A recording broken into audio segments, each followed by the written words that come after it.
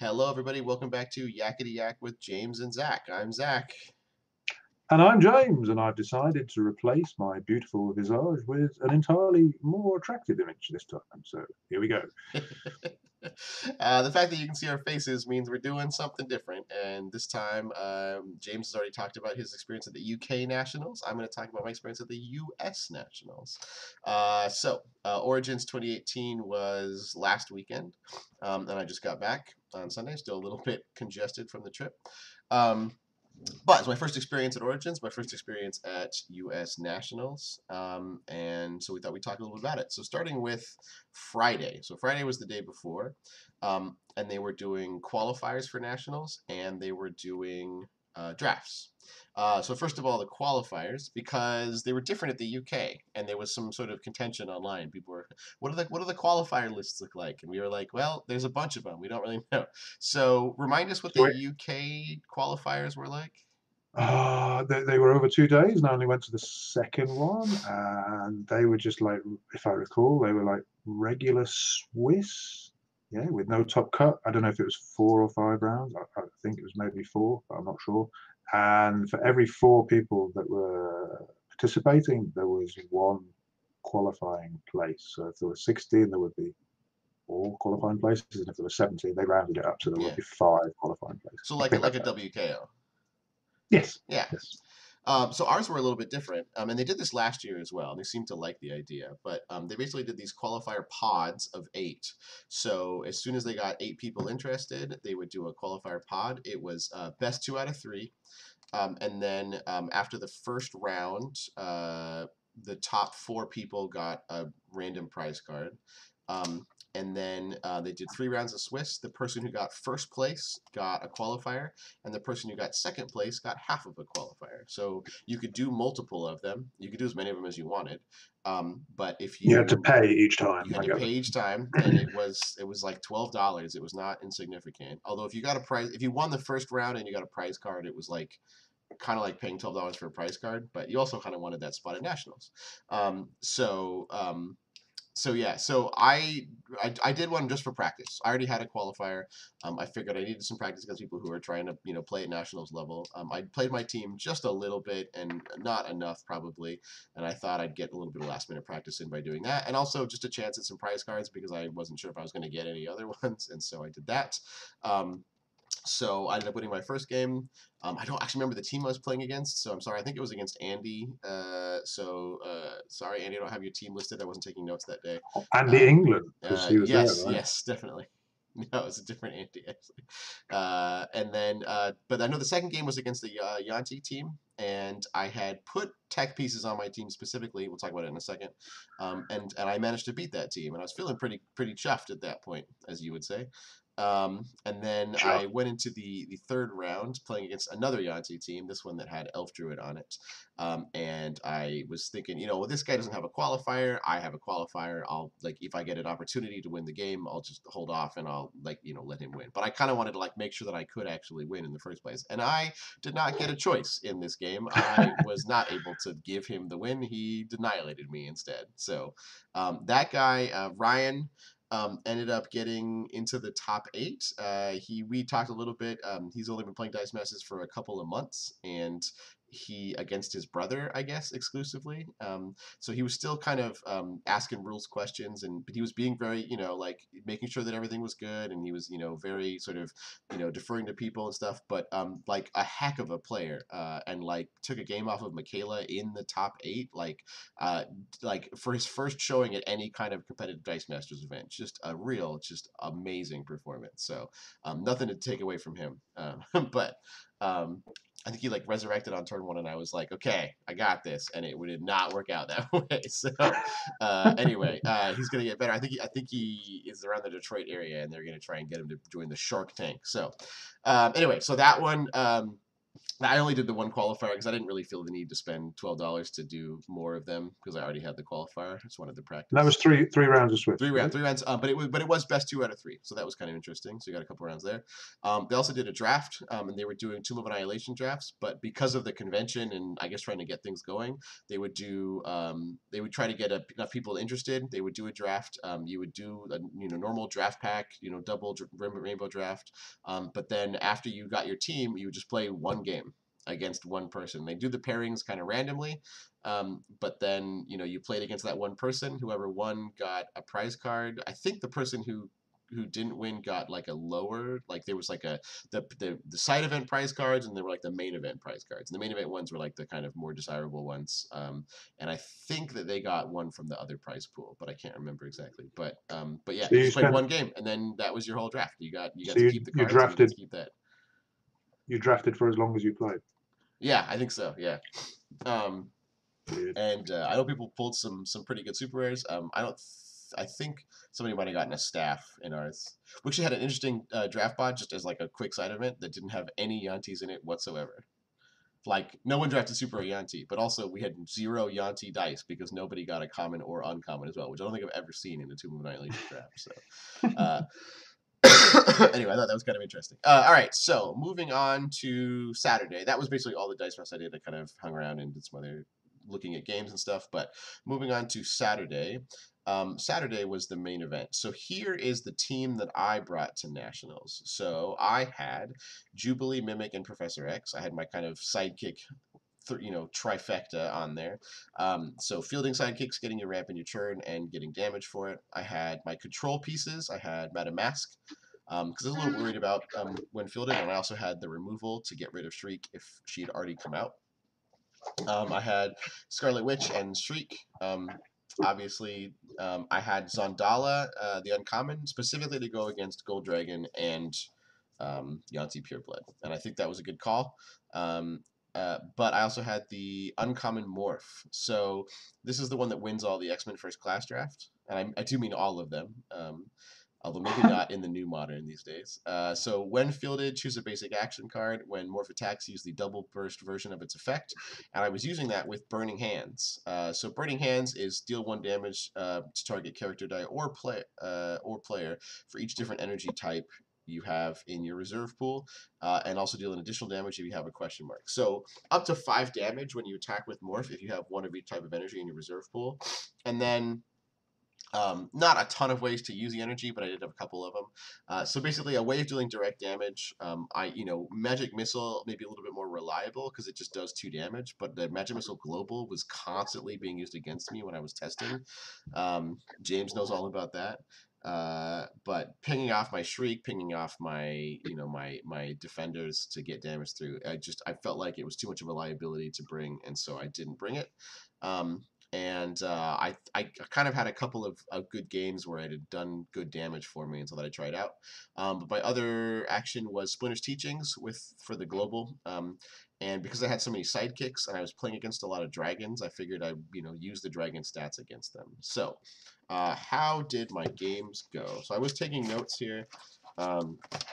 At least about most of them here. So I'll try to go through these fairly quickly because, as you're going to see, I was sort of playing the bottom of the table here. So maybe not my first couple of players because they won and they might be moved on into the higher ranks or whatever. But you've seen the top 16, and now we'll look at maybe a few of what could be the bottom 16. Tales from the bottom. And I'm including myself among that for sure. All right, so my first player was Alex, actually the brother of the guy I played in the qualifier that I was just talking up, who was in the top 8. He did not have Super Yanti, maybe they only had 1, but he had a Dragon team with Ring of Winter and Gold Dragon, but also Red Dragon. I forgot to change this. This is not the Yanti Abomination. This is the Yanti Pureblood, the common one. I made a mistake on the team. So we had the common Yanti, the unblockable one. He also had Tabaxi Rogue. So he had a couple of pieces you could tell he's teching against stuff like Yanti, trying to get dragons out. He early got Red Dragon in the field, and Red Dragon's got Breath Weapon 2, and all of my characters had about 3 defense, like Jubilee and Shriek and stuff. And so I think I kind of I think I relaxed a little bit too much when he didn't buy Gold Dragon. I don't think I went for Zondala, which wouldn't have helped me against Red Dragon much anyway, except for just having a better bottom, as James would say. Um, Oh, but because Red Dragon isn't good, I wouldn't have gotten the secondary ability. And so I think I relaxed a little bit too much because I knew I could survive his Breath Weapon 2 pings. And so I was just kind of getting damage out and pinging him, and I was doing Jubilee damage, and I got Morph out because I kind of skipped Zandala, and I was doing damage with Morph. I got him down to 7, and then all of a sudden he had Gold Dragon, and then with Ring of Winter he had Gold Dragon in the field, and because I didn't have my Mimic kept not rolling for me, and Zandala I didn't have her out, and so I had no way of surviving Breath Weapon 3. I'm not sure he had the energy to do Breath Weapon 5, but he certainly could have. Um, and even, I mean, I'd gotten down pretty low, but at that point, he had like 30 damage on the field when my whole field got destroyed. So that game did not go very well for me that time. What's up? nice, nice. 30 damage. Yeah, yeah, yeah, 30 damage. Yeah. He Sorry, was that also, the red the thing dragon that is did that he also double? had 6 sidekicks in the field this game, and so I was constantly trying to get more characters in the field so that I could use his stats against him and use Splinter's teachings. But it just like with 6 sidekicks out, I was never able to get a wider field, and it just didn't happen. Game 2 was against Anthony. Um, so this game, Anthony was trying to use this sort of Thor Jane Foster combo, but the ruling was that when you sacrifice Thor, it goes out of play before he goes to the use pile, and so I think he was a little frustrated in the first game that it hadn't worked out. He But he should have still read my had. article.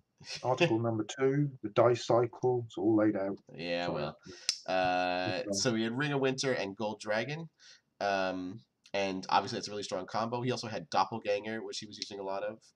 I think he was trying to use the Malekith Global to trigger Jane, but it didn't come up in our game. So he got Gold Dragon out really early, obviously with Ring of Winter, and I did go for Zondala this time to try to prevent the damage. He also got a ton of sidekicks out, just like Alex had, and so I think at some point he had 7 sidekicks in the field, and he also was buying doppelgangers, and so he's using doppelganger on his Gold Dragon, and so he was being really aggressive with him, which was smart, and even without being able to totally KO everything because of Zondala. I had, I think, Mimic too, so I had like a Mimic that was a strong blocker and Zondala that was a good blocker. But eventually, like the fielding costs on Mimic and Jubilee kept coming up, and I couldn't ever get around him because he had a huge field that I couldn't do anything about. So. I guess I got him down to 9 this game, but then he got me down to 12, and then it was just like a matter of getting everything through, and, with his like 3 or 4 gold dragons because of good doppelganger. So, definitely my team was not able to stand up to dragons, and I had like once again I tested against a bunch of Yakkety teams, and I had at this point not played against any of them, and so. Um, so yeah, I was kind of regretting not swapping out Burning Hands for Shockwave at this point because Shockwave would have KO'd all of the sidekicks on the other side of the field, and possibly some doppelgangers or something, and it would have probably helped me win this game, but hard to say. Anyway, so the third game was against Ryan. Um, this game, I looked across the table and I saw Ryan's got Nabi. He's got, a couple of control pieces. He's got this interesting combo of Avalanche with the uncommon Malekith. So if you feel the sidekick, you get to deal 1 damage to all opposing dice, which would have been real bad with my Professor X Global on my team. But he also had Staff of the Forgotten One, so it's like definite removal for fielding 1 sidekick. That's a Steve McEwen team. Yeah, yeah, so that's an interesting combo. And I realized that I have Madam Mask on my team. That's the great combo for most of his damage. And so turn 1, because I went second, I had 4 energy, and I bought Madam Mask right away. Turn 2, I think I bought Shriek, and I resurrected. Nope, I didn't resurrect because we don't have it. So I just because we didn't even resurrect or anything, our bags got real full, and I got incredibly lucky and drew Madam Mask out turn 3, and she rolled, and I got her in the field. And so before his Shriek had even come out, I got Madame Mask in the field, and then as soon as my shriek came out and I blanked Avalanche, at that point he didn't really have anything around it. It was pretty lucky that I had exactly the pieces that I needed against this team, but also really, really lucky that I got it as early as I did. Um, and so at that point, I basically was able to just get pings out and morph out and just do damage over and over again. And so Hmm. that was my first win. Um, so um, he, I mean, interesting villain team, but just yeah, if I hadn't gotten Madamass turn 3, I would have had to kind of remove it, and it would have been a longer and sort of more interesting game, I think. Did he not have another source of ping? Sorry, I can't see the team, but he had just avalanche No, for that ping. was because yeah, he doesn't have which is probably a good thing, but doesn't have magic missile. So I think he was counting on the pings from that. His actions are the outsider and flying hammer, and I so think you maybe need like is it common jubilee or the uncommon? That's no, it's yeah, common, isn't it? something like that. Some Yeah. some other sorts of pings if you're going to run that. So yeah, and I think he did buy staff at one point, but without a sort of major source of ping.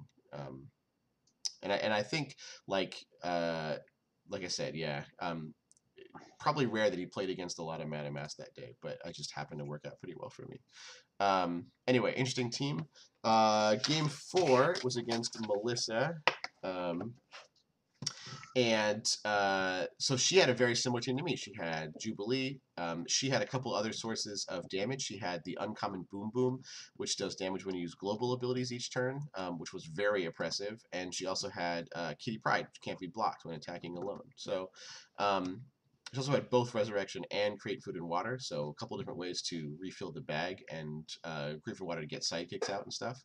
And so we were getting our sidekicks out pretty early. We're both doing ping damage back and forth with Jubilee, but she's able to, fill the sidekick with deal the damage with Jubilee, and then turn it into an energy with Billy Club, which will also trigger Boom Boom for free.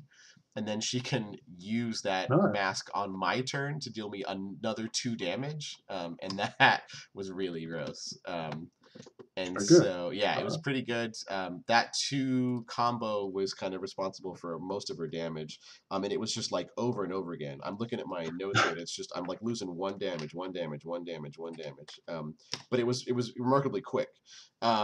And then this one ended in this sort of heartbreaking way for me, where I made a couple of major mistakes. She had a Kitty Pryde out, and I only had 3 life left, and Kitty Pryde had 3 attack, and so I should have waited until after she attacked with Kitty Pryde to swap its attack and its attack with my Splinter's Teaching Global. But I made a mistake. I swapped it when she passed priority, and since she couldn't win with that anymore, she just attacked with her whole field, which was enormous. It's tons of sidekicks and Jubilee and Boom Boom and Kitty Pryde and all this stuff.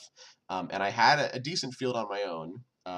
But my second mistake was that I hadn't used my Professor X Global to field another sidekick right away. So I'm blocking everything that she has, and she has exactly 3 sidekicks left unblocked. I have 3 damage or 3 life left, and so she's feeling pretty good about it.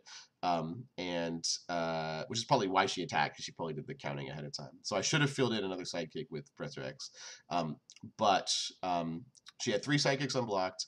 I knew I was going to take 3 damage, so I after blockers were declared, I used a mask. I fielded a sidekick, Professor X. I used the ping from Jubilee to ping off one of the unblocked sidekicks. So I was only going to take 2 damage. I was going to be at 1 life, and I was feeling pretty good about all my blocks and everything. And then I go to reach in my bag for my turn, and there's no dice in it. And I look in my use pile, and there's only 2 dice in my use pile. And so with 1 life, I took 2 burn damage and just lost. So, I feel uh, like we need some sad music to go with that. I mean, the fact that it was, I think she was still at like 7 life at that point. So the only way I would have won is by blocking everything and then getting everything through the next turn. But yeah, I was basically drawing dead that whole turn.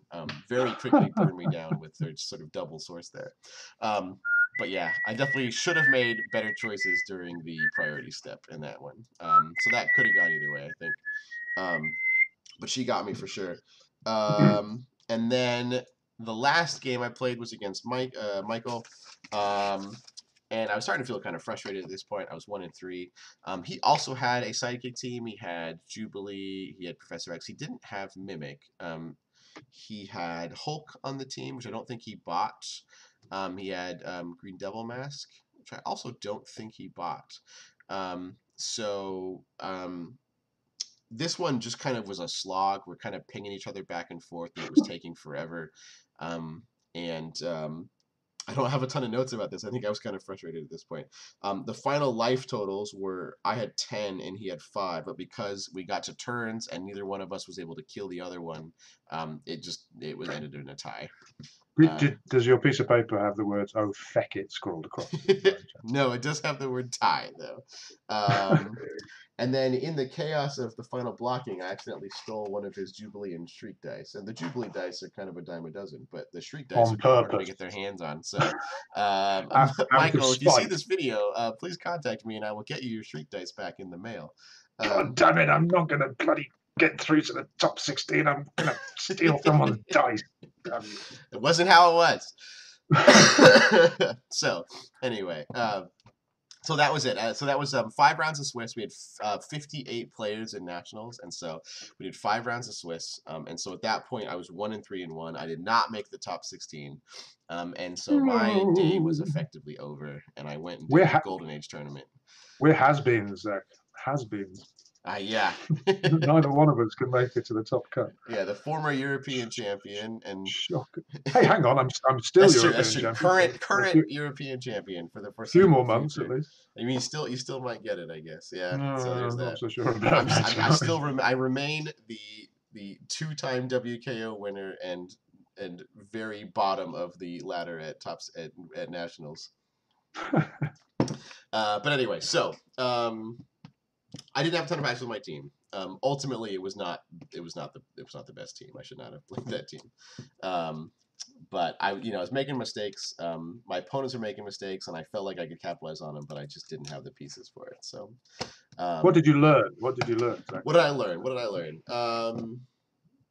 I think there are certain times when I would see an opponent do something kind of out of the ordinary, like resurrect on turn 1, and kind of feel a little bit confident, like, oh, like maybe I know more than them and I can get by with stuff. And I think in that case, I would kind of neglect to buy all the control pieces that I think I need to buy, and it always bit me in the butt, like 100% of the time. So that first game, for example, he went Red Dragon instead of Gold Dragon, and I was like, I don't need to buy Zandala. Like, I'll be fine. And it allowed me to get Morph out much faster than I did in any of my later games.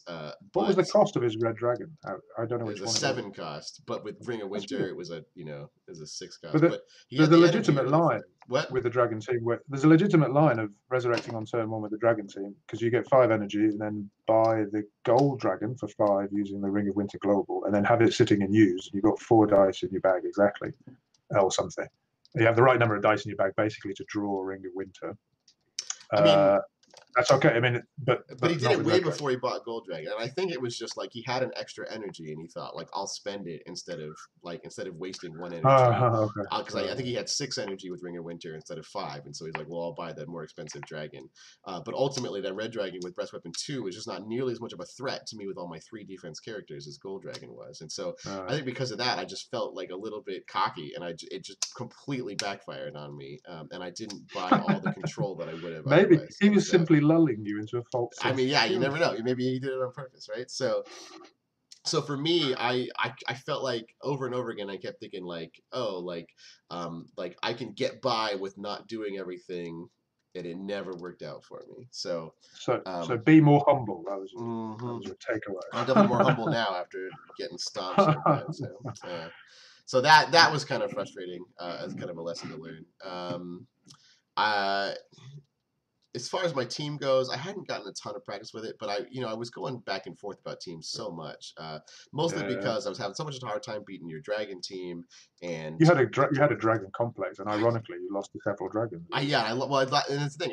My team, I tested against Jazz online, and he had played a Yankety team, and he wasn't like well practiced with it, and it wasn't like his main team or anything, but we'd run it against it, and I managed to beat it, and I was like, oh well, maybe I have a team that can beat Yankety, like maybe this is a team that I should bring, and so that's what I ended ended up bringing with it.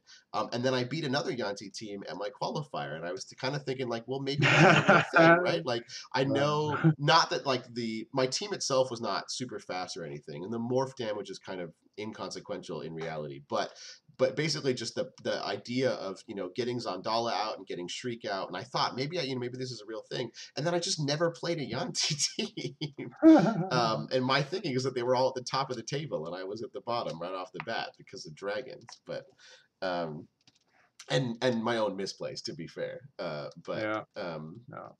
But I think for me, it was a little like I should have done a lot more practice. Probably that would be one thing, and maybe played a different team, but mainly practice. And like I'm not very good at being in the zone, whatever that exactly means. I don't play any sports or anything like that. So when it comes to really sort of competitive things, I make mistakes, and I think that the people who win are the people who make the fewest mistakes and have a bit of luck. And obviously build the best team and have the most skill. But obviously, I'm not putting myself up there. But I definitely made mistakes, and it's because a lot of it on the day for me was time pressure. I found that awful. Next time, I really must practice. I was saying this to Andy, England. We had I don't know what the time limit was. It was like 45 minutes or something. You were supposed to get through best of 3, and I was struggling to do that. To be honest, it just either I was heading for a draw, and I think I had 3 draws across eight games or something, or I felt really pressurized that I would need to get through to the 3rd game because I'd lost one or something. I don't know. I found the time pressure, and that brought out mistakes. Basically, mistakes were made. Yeah. So I need to practice my timing is one thing, lots and lots of practice, and maybe I don't know, somehow take some. I don't know what to take exactly, but to somehow remain better focused, because I definitely lost focus.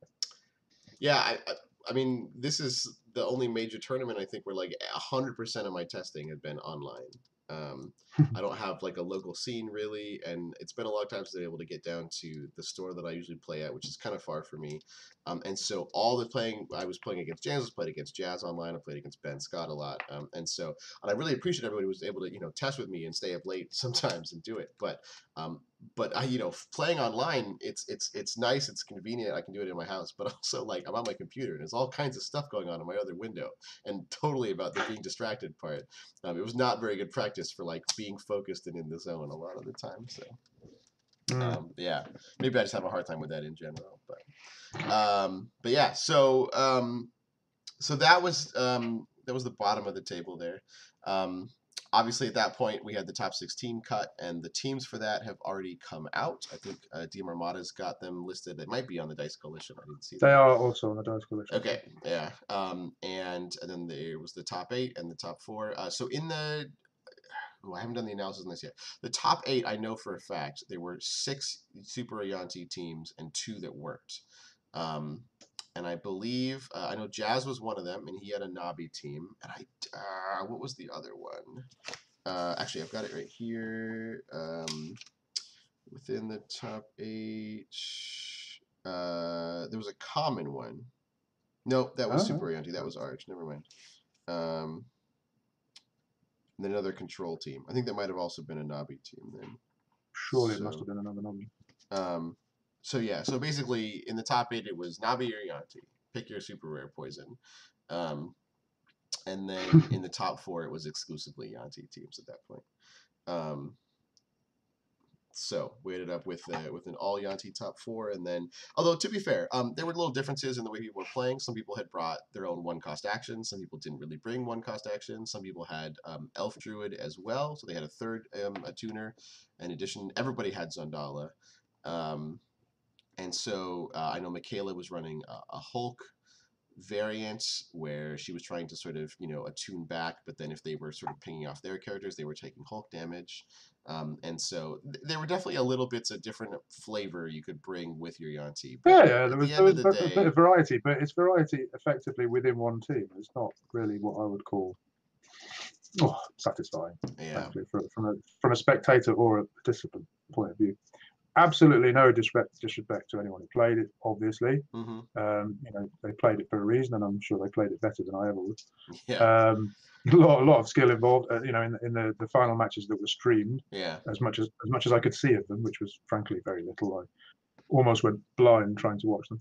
Um, there seemed to be a lot of chess-like backwards and forwards going on.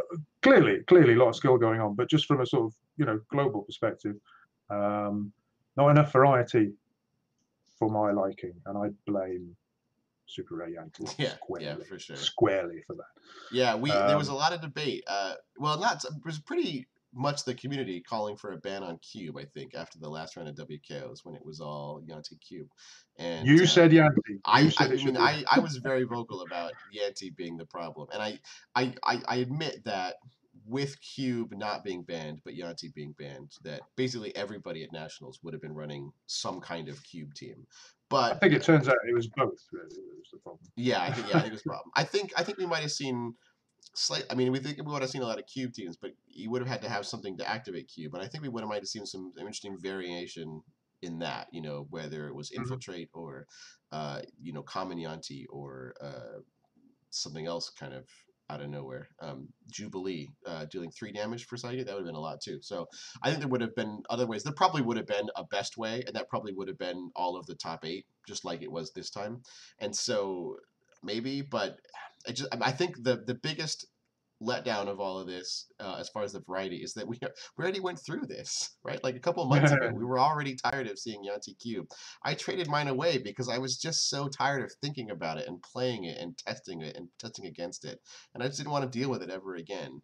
And then she just kind of came back and was still just as annoying to deal with, even without Cube. And so, I'm relatively optimistic. I know that WizKids was paying attention.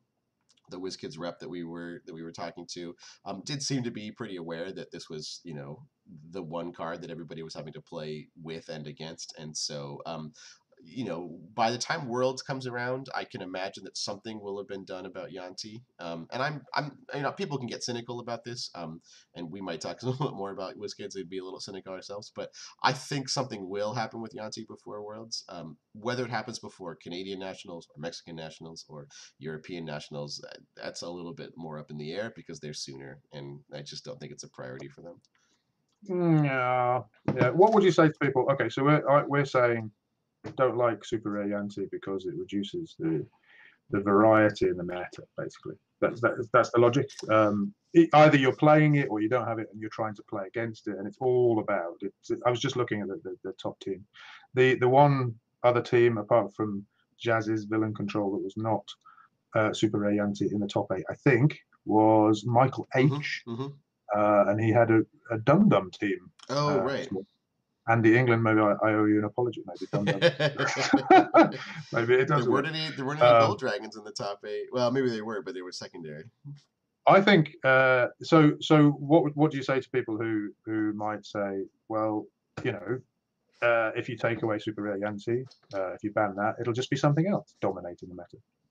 I mean, it's true. And going historically, the sort of runner-up to Super Yanti in the WKOs and today was the Navi team, right?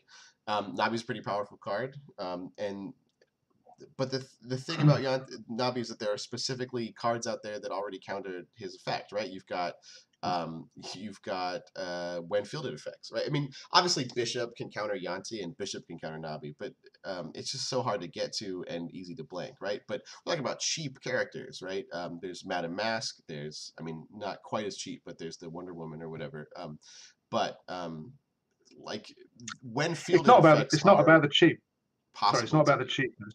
It's about the fact that the Yanti combination can just remove anything that you put against it with all the pinging, which can be directed at either your opponent or at their characters, and it triggers on purchase. So there's no passing of priority before that happens. Yeah. And there's absolutely no way you can step in there. There's nothing you can do to counter that beyond blanking it, and you'll probably just get pinged out.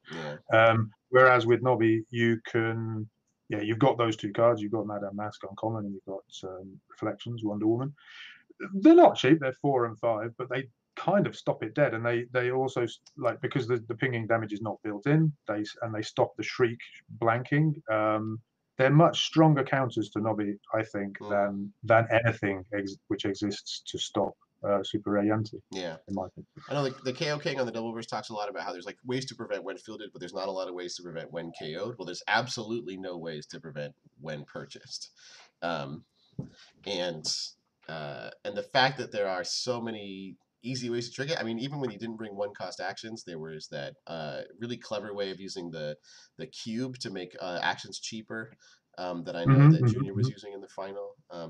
You know, it doesn't have to be one cost actions; it could be other things as well. It just felt so like yeah, I mean, I It think was you're right. I think a tune being able to do damage to your characters, their characters, your opponent, you can do it to yourself, which we were using with Vicious Struggle back in the day. I mean, it just feels so flexible and it's so easy to trigger. And yeah, I don't know. Plus, you've got Batarang, Junior's genius use of Batarang, which does 3 damage to a villain, I think. Hmm. Plus any attuned damage which it triggers. Plus it gets prepped if you roll it to an action phase. Great. Yeah, I know Arj was using that, and I can see that happening over and over. Yeah, so Was that Arj or I Junior or think both? Arj was the one doing that. I know he was Okay. using it against Jazz. Actually, I've got the lists in front of me. So yeah, anyway, so that was kind of, it was all Yanti there. We'll see what happens though. There's a couple things that are coming out in future sets. If you saw any of the spoilers, that might be helping with it. There's another attuned character coming, which is just going to make things worse. But I'm relatively optimistic about the Flash. I know that a couple people have argued with me about that, but we'll see if we can test it out and see if it does any better. I'm not optimistic about seeing any product whatsoever before Euronats, which is a bit annoying. No, I don't think we're gonna get anything like that. Neither action from WizKids nor any product. So, okay. But we'll do a bit of practicing against Yanti, and we'll see if we can come up with something. I'm not honestly not hugely optimistic about it, but I was feeling a bit down generally about Dice Master, about my performance, and then about the sort of dominance of Yanti, and then No Soup on Discord. Thank you for the lovely comment about the difference between last year and this year, about how Discord is much more, well, it exists and is very active, and there are YouTube channels, this one and others, which make the game feel maybe a bit more alive than it was last year, and maybe the online stuff is connecting people a bit more, because like I said in a previous video, it's all a bit disparate in between major tournaments. But I think thank you anyway for that comment. It was really nice, sort of revitalized me, and maybe I had a bit of sleep as well. That probably helped. You and I met because of one of the online tournaments. Yeah. So there's always that. We did talk to the WizKids about that, and of course, like when trying to get stores to support your product, sending supporting online tournaments of people all over the place is not quite the way to do. So they're not super into the idea of supporting, online nationals or something like that, which is, understandable from their perspective. But they are aware that we're out here doing stuff and doing all kinds of stuff. To kind of make the community alive, and yeah, I mean, I agree. The subreddit was kind of interesting, but it was never hugely popular, and it feels like there's a lot more discussion happening and a lot more sort of interaction happening with the community, and not us, because we're not the ones organizing things. We just participate. But I know Chris and Rob are already got like at least 1 or 2 more events coming up. They've got their draft coming up, and there's a faux nationals coming up, and so and this is kind of the time post Origins when stuff happens. I know that like Worlds is still upcoming this year, which is different, but this is usually when the virtual tournaments start to happen and stuff. And so if you have been at all interested, definitely, even if you don't have like the best webcam or even like a particularly good webcam, I know people have tried using their phones and stuff, like see if you can sign up for one if you've got some time in a week, and just kind of get playing, and if you can't make it out to a game store very often like me or James, like this is a great way to get online and playing with people from all over the world. You don't have to wait until you have the perfect setup either. I think the perfect, what is it? What is the perfect is the enemy of the good. That's true. Just get it done. Get online and see if you like it before you try to set up the perfect home recording studio. You can do it with your phone. Apparently, I think it helps maybe if you have like an old phone and and a computer. Um, if you have any questions, just like ask us or ask on Facebook. There's plenty of people more than willing to help you. Mm-hmm. Yeah. Do it. Do it. So anyway, we'll keep going, and we'll keep. We got some videos coming out this summer. I know James and I have been kind of really busy, sort of just generally personally, the last couple of months, and then with like competitive stuff coming up, and you know, WKOs and nationals and stuff. So it'll be. I know that I'm looking forward to getting into some Golden Age stuff and just kind of playing teams that are fun again. At least for me. And so I know that we're going to be going back into that as soon as we can here. So. Anyway, that was kind of Origins and National stuff. We will be back as much as we can this summer. If you have any questions or comments or anything, then you can leave them below. And otherwise, just thanks everybody for watching and listening. Thank you. Take care. Bye-bye. Bye.